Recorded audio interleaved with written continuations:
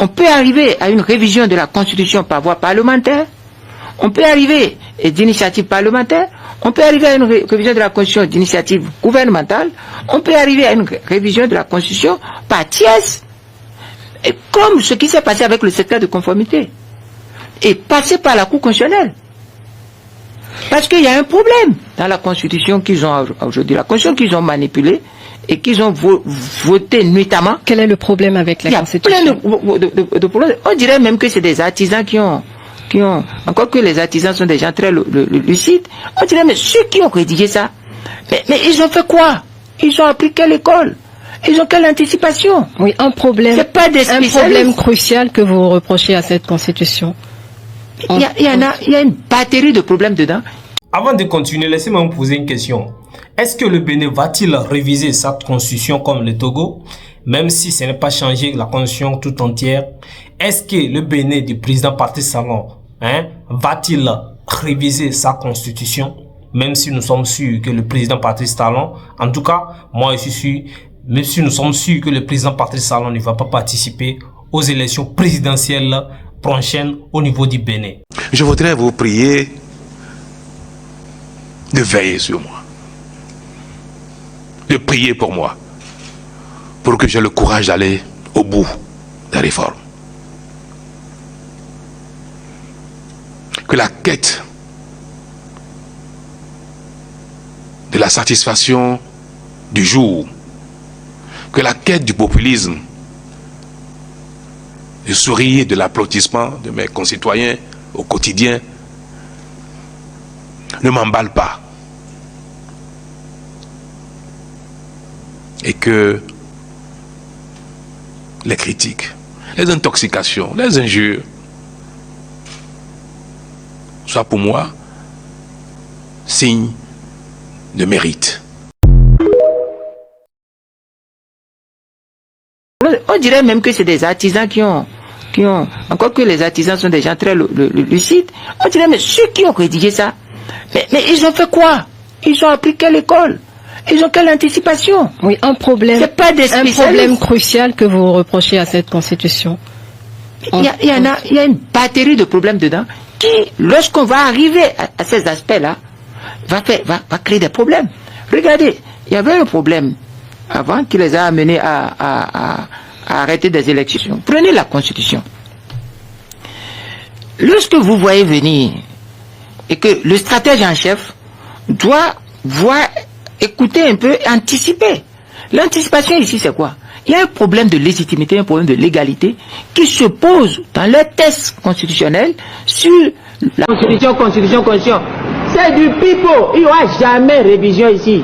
Quelqu'un tente, il y aura les menottes, il y aura la CPI. Allez, écrit. Le premier qui tente ça, on lui passe les menottes derrière. Hein. Il ne passera pas les menottes devant. Hein. On lui passe les menottes derrière. Encadré par des gorilles. Il descendra sous la brume des neiges. Mais peut-être que vous n'êtes pas sûr, mais moi je suis sûr que le président Patrice Talon ne va pas participer. Il a confirmé, il a rétif. On va pas faire tout ça là et encore participer. Ce n'est pas la Côte d'Ivoire. Pour la Côte d'Ivoire, il y a eu exception et vous savez pourquoi. Il y a eu des suites. En tout cas, on va pas revenir, on va pas ouvrir notre décès, on va pas rentrer dans un autre débat. Chef, quand je sais, vous savez, le professeur en tout cas. Et les politiciens Azanaï Candide, Azanaï, le Béninois, est en train de vous expliquer les choses en live. En tout cas, vous expliquer les choses en exclusivité. Vous savez très bien. Lui-même l'a rappelé dans ses discours, dans ses dits pendant les campagnes ou bien, je sais pas, il a bien sûr dit que celui qui va tenter de réviser. Un problème de légitimité, un problème de légalité qui se pose dans le test constitutionnel sur la chronologie des élections dites générales. Oui, les élections générales, législatives et communales. Il y a un problème de légitimité, un problème de légalité lié au parrainage. Et le parrainage pose déjà problème à leur propre niveau à cause de l'échec de la réforme du système partisan où ils pensent dessaisir les individus porteurs potentiellement qui peuvent parrainer, les dessaisir et les confier aux partis politiques. Ils ont discuté avec des responsables qui ont accepté. Je ne veux pas dire les noms. Il y a un grand responsable qui a accepté. Mais quel est le problème avec le parrainage? Le parrainage, premièrement, sera arraché aux individus et confié au chef de parti. Il y a un chef de parti qui a accepté déjà. Bon, je ne vais pas appeler son nom. Oui, vous parlez de chronologie entre les élections générales. La chronologie entre les élections générales pose un problème à quel niveau? Au niveau de la question de la légalité, de la légitimité. Des gens qui ont été battus aux élections pourront parrainer les candidatures de nouveaux présidents, et les gens qui ont été élus ne pourront pas parrainer. Et à cause de toucher à la constitution du Bénin, va partir à la CPI, le bras menotté derrière, non devant. Il va aller à la CPI. C'est 70. Moi, je vais vous laisser analyser, donner votre avis en ce qui concerne cette situation au niveau du Bénin actuellement. On s'intéresse cette fois-ci sur le président ou bien les candidats, bien sûr, les politiciens béninois, Candide Azanaï.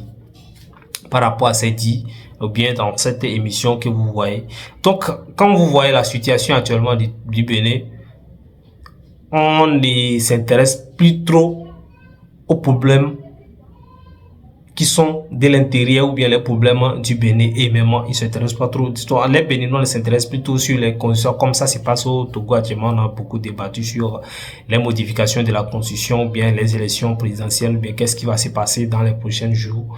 Eh bien, cette fois-ci, c'est maintenant les Béninois sont focalisés, ou bien le gouvernement, même les activistes, ou bien tous sont focalisés sur les problèmes du Niger, des problèmes des frontières du Niger, entre le président Abdourahmane Tiani du Niger de la CNSP et le président de la République du Bénin, bien sûr, le président, son excellence, monsieur le président Patrice Talon, que j'appelle là respectivement avec et beaucoup de respect. Donc, chers frères, de ce qu'ils ont fixé maladroitement et gauchement dans la Constitution. Donc, si par exemple, oui, un malin incapable d'actionner, d'activer la révision par le Parlement, ayant peur d'activer la révision par une proposition de loi, et qu'il recourait à la Cour constitutionnelle pour demander à cette Cour, vous me suivez, de procéder à un réalignement, un réajustement des dates, de manière à ce que ce qui devait passer avant passe après. Vous ne voyez pas ce qui va se passer au Bénin pour la première fois.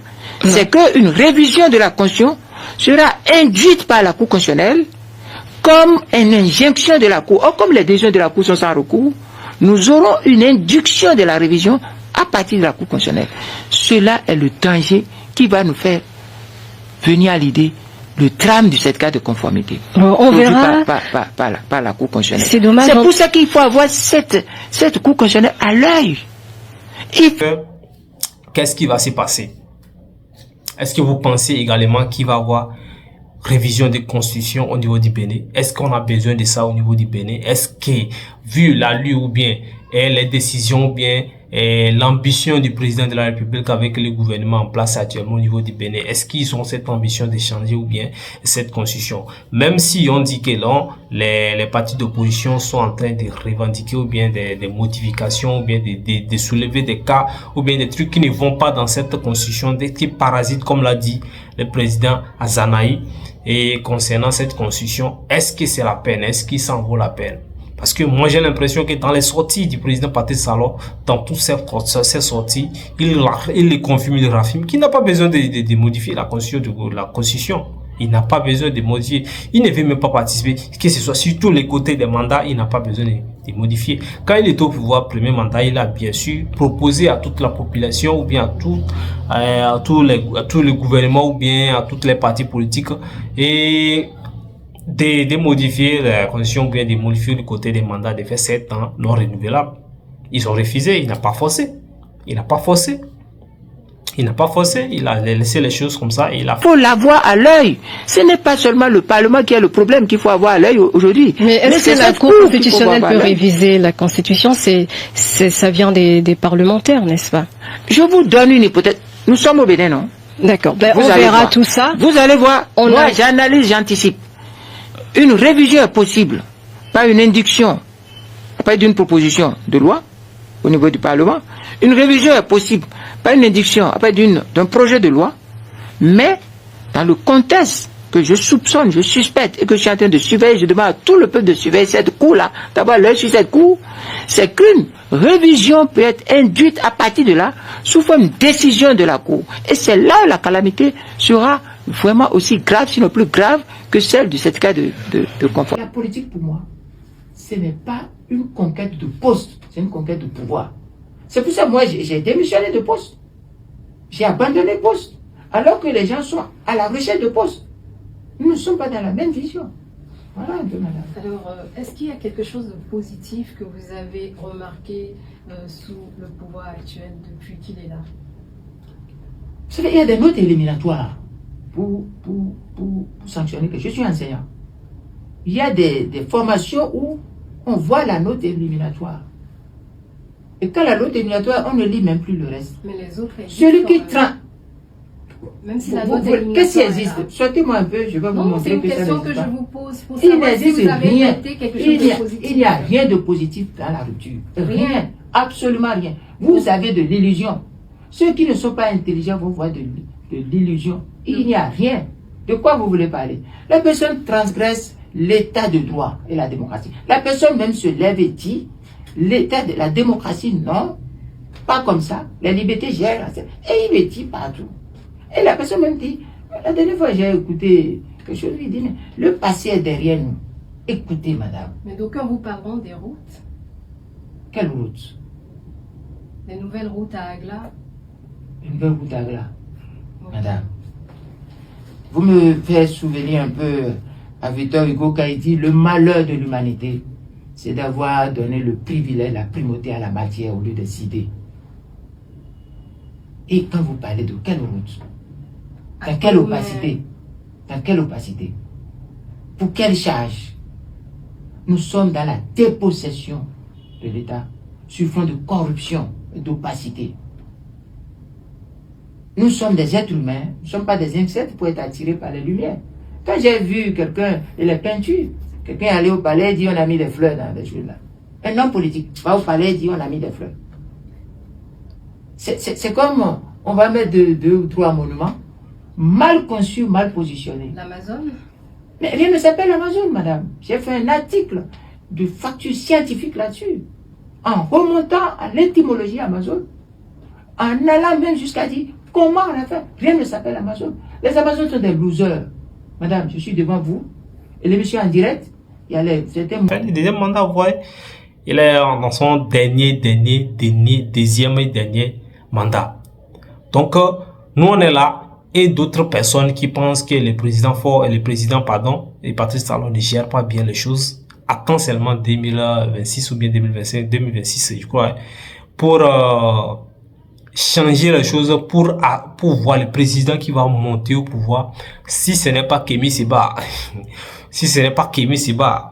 je suis rire quand je lui parle, quand je parle de Kémi Séba également.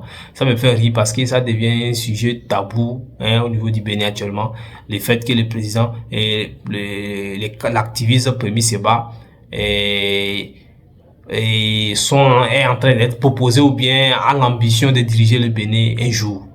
Donc, si n'est pas Kémi Séba, ça doit être quelqu'un sûrement, si le président Patrice Talon tient à sa promesse qu'il ne va pas se représenter encore, qu'il va se faire représenter par quelqu'un, autre candidat, ou dans les élections présidentielles prochaines au niveau du Bénin. Donc, d'autres personnes attendent seulement le nouveau pour améliorer les relations et essayer de couper les relations avec la France qui est soi-disant les colonisateurs ou bien celui qui dirige, ou bien celui qui manipule en tout cas la situation entre le Niger et le Bénin. C'est ce qui se dit dans les réseaux sociaux. On n'est pas en train de prendre position ou bien de dire que quelqu'un a fait mal, quelqu'un n'a pas fait mal. On est en train de vous faire informer seulement ce qui se passe ou bien ce que les gens disent. On est en train de vous mettre sur la toile pour que vous compreniez, pour que vous soyez au courant, parce que être informé c'est très important. Être informé c'est aller pouvoir, être informé c'est une qualité. Donc, chers frères et sœurs, si vous êtes nouveau, donnez-vous, likez la vidéo, partagez surtout et restez branchés pour ne rien rater surtout, parce que là, on est là, on gagne tout ce qui va tomber, on va mettre à votre bain. Donc, donnez votre avis parce que c'est très important. Vous avez votre mot à dire, vous avez votre mot à donner pour l'évolution de cette Afrique, de cette... mots qui ne sont pas bien de dire. Sinon, j'allais le dire. Quand quelqu'un s'appelle Amazon, la personne est une femme qui vit hors société, qui tue ses enfants, garçons, et qui s'en prend aux hommes. C'est La définition de l'Amazone. Mais on fait référence Oui. aux guerrières qui ont des... C'est des Agodiers. Oui, C'est des Agodiers, c'est pas des Amazones. Oui. J'ai vu le ministre, j'ai écouté le ministre Abimbola qui a dit, mais écoutez, oui, si nous ne prenons pas le mot Amazone, les étrangers autres là ne vont pas vite comprendre le mot Agodier. Ce qui veut dire que si au cours de l'argent on va s'aliéner. Non, non, non. Les Agodiers d'Abomey sont de braves guerrières victorieuses. C'est des gens qui aiment la famille, les hommes, qui se marient, qui ont des enfants. Donc, Mais les Amazones dont nous parlons, au niveau de l'Ukraine, dans la zone de la mer Noire, dans la zone sur le Danube, on a parlé de l'histoire des Amazones là. Mais c'est des femmes qui vivent hors de la société, qui viennent périodiquement en ville, parce qu'elles ont envie de faire l'amour, de faire ci. Et puis quand elles finissent, elles s'en vont. Si elles sont enceintes et qu'elles mettent au monde des enfants, elles tuent tous les enfants garçons. donc il faut Ou les rejettent. Il faut rebaptiser Agodier. D'abord même, rien ne s'appelle Amazon. Et vous savez, j'ai dit dans mon article, on fait tout ça là, dans une conception futuriste d'après le pouvoir. Je ne voulais pas. C'est triste. C'est comme notre statue qu'on a placée au niveau de l'aéroport. Et les gens disent qu'il ne faut pas en parler. Bioguerra n'a pas sa place à l'aéroport. Bioguerra, c'est une personne dont nous connaissons l'histoire. Ça représente le Bénin, tout ça. Madame, on verra quand on va... C'est comme aussi, c'est pas la faute du pays. Parce que c'est comme aussi le nom Bénin. C'est comme aussi le nom Bénin. Pas l'ignorance. On a fait beaucoup de choses pour aliéner. Vous savez, l'art identitaire est un art historique. Il faut faire très attention quand on parle de ces choses. Il y a des choses, on les fait d'une manière, et ça ne répond à rien, c'est pour aliéner. Bioguerra à l'aéroport. Sur un cheval, comme ça, la guerre est à l'aéroport. Il veut faire la guerre à l'aéroport. Vous voyez la posture même. Ce n'est pas bon. On montre que c'est des gens qui ne réfléchissent pas. Et quand on parle des Amazones, mais rien ne s'appelle Amazon. Et même quand on parle des Agodiers, ce n'est pas à cette place qu'il fallait. Il fallait la mettre où? Il y a des endroits où on peut mettre. Comme? Nous aurons l'occasion. J'ai dit dans mon article beaucoup de choses. Je ne souhaite pas que notre émission soit chose là. Et puis que le temps va passer. D'accord.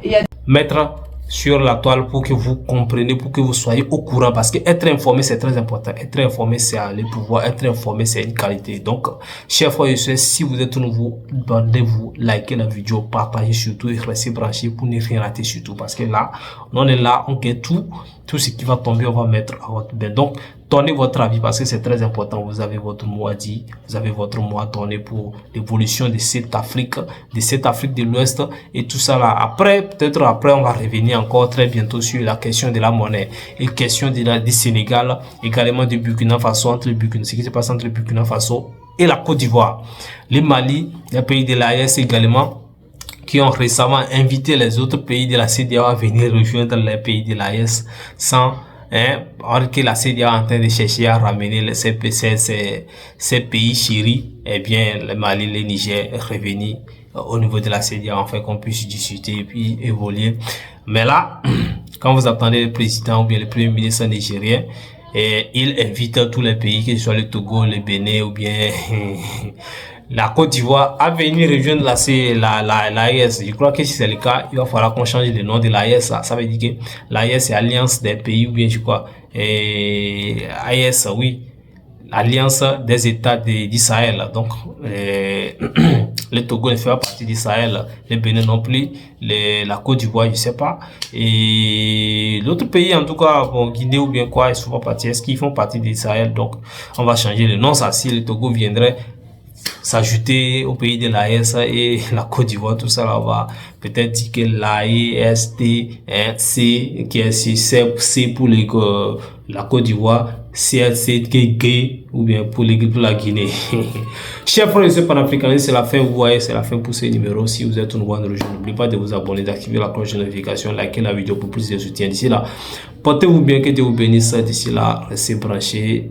Eh bien, c'est votre serviteur, votre humble serviteur, bien sûr, le Togolais depuis très très loin, depuis la diaspora. Chers frères et sœurs,